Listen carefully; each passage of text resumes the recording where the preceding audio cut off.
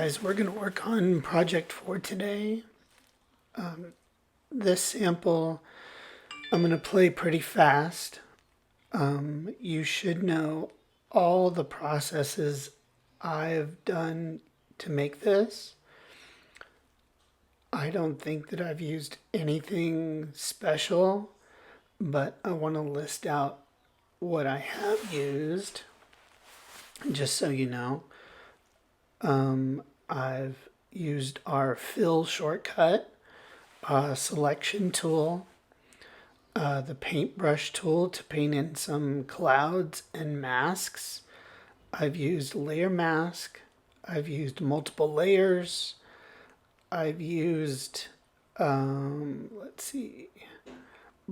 modes. I've used layer effects for our patterns. I've used adjustment layers with hue saturation. I've used the vector tools to draw triangle shapes and ellipse shapes. I've also used guides, which I access with the rulers. I've used transform.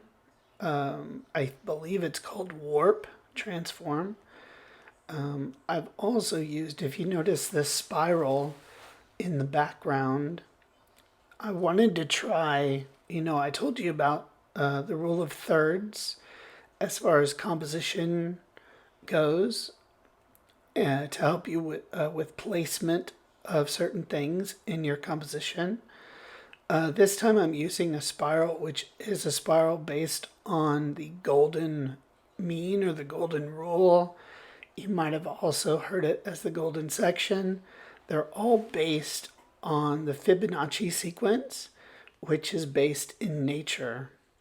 And this is used, believe it or not, this ratio is used in all European standard sized paper.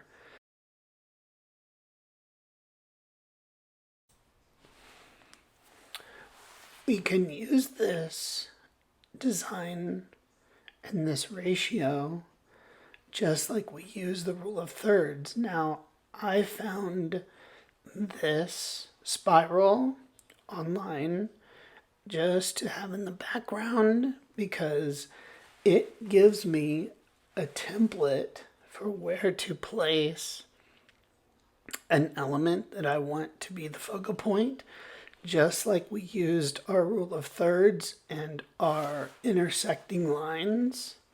In this case, we're using the center or the end of that spiral as our indicator for our focal point. We want our eyes to be drawn to that point. Another thing that I'm using is I'm using vector tools or vector shapes that come from or that are created in Illustrator. And I'm just using those vector shapes to copy and paste directly into my composition. Now, every time I do that, I want to paste them in as pixels. You can paste them in as a smart object if you want. I usually find that if you paste them in as pixels, it works out great. The other thing that I want to note is that make sure that you make your object. So I used a grid in Illustrator. Make sure that you make your object big. So make it at least the size of your composition, 18 by 24, if not bigger or almost that big. The other thing I want you to note is that my canvas size is not 18 by 24. It's 18, but it's 18 inches high, but not 24 inches wide. If you can see, I think it's 32. I'd have to research that.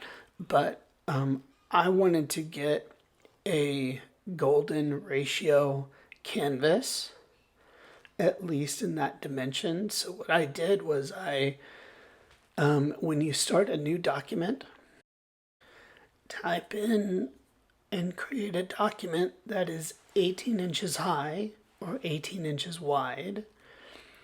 And then for your other dimension, type in 18 asterisk, which is times.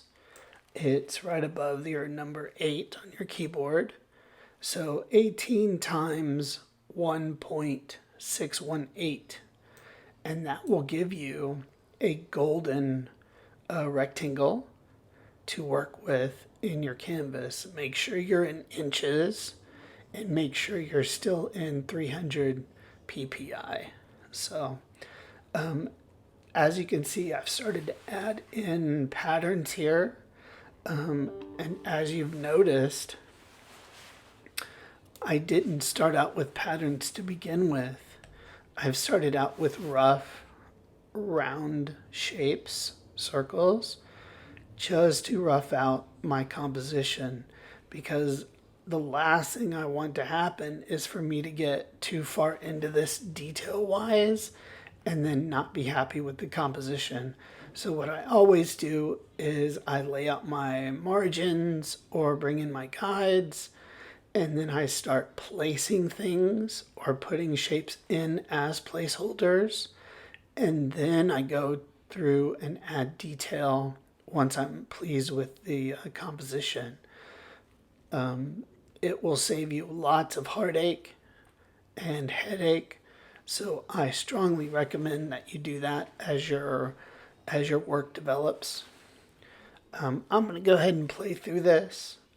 If there's something special to note, I will make sure that that pops up in the movie here. Have a good time, guys. We'll see you next time.